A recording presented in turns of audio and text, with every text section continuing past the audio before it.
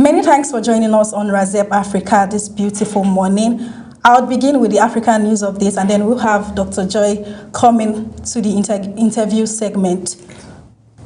We begin in Egypt, where President Abdel Fattah el-Sisi has warned that the escalating conflict in the Middle East is pushing the country's economy into what he described as a state of near emergency.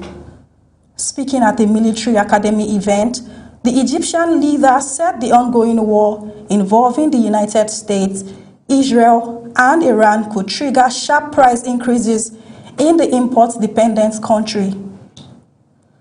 The conflict has disrupted trade routes through the Strait of Hormuz and raised concerns about the shipping through the canal, a vital source of foreign currency for Egypt.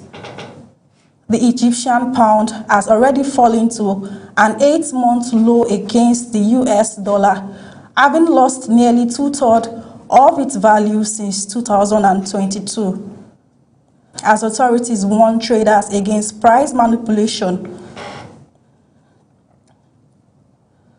Meanwhile, in Malawi, the government has banned what is known as dual practice across all public clinics, hospitals, pharmacies, and diagnostic centers. The directive prohibits public health workers from operating or owning private medical facilities while still working in the public system.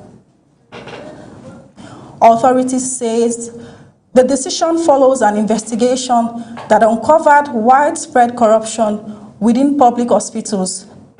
Patients were allegedly forced to pay illegal fees for services meant to be free and were sometimes referred to private facilities owned by the same health workers.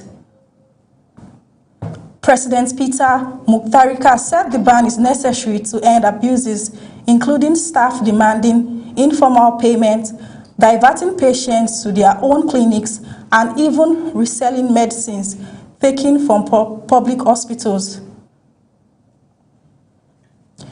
Elsewhere in Guinea, the government has dissolved more than 40 political parties, including the country's 3 main opposition groups, in a sweeping decree issued by authorities under President Mamadi Doumbouya.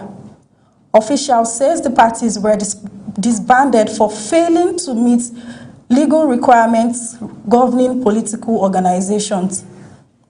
Opposition leaders and civil society groups have strongly commended the move, calling it a serious blow to democracy.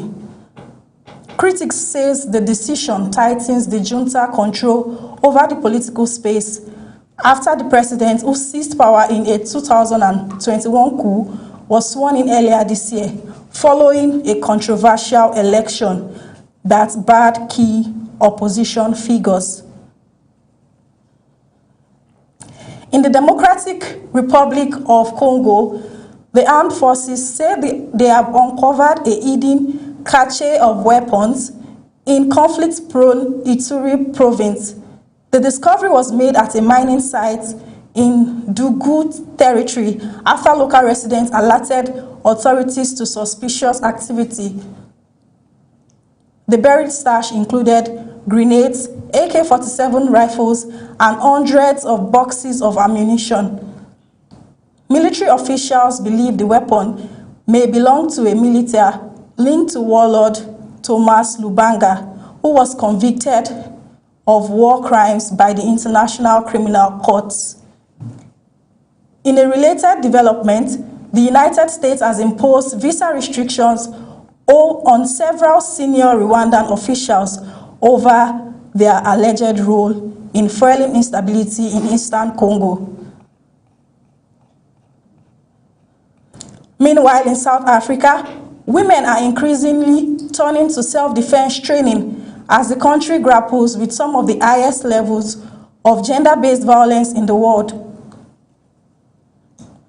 At shooting ranges and martial arts studios, women are learning how to respond to real-life threats in a country where many say they feel unsafe.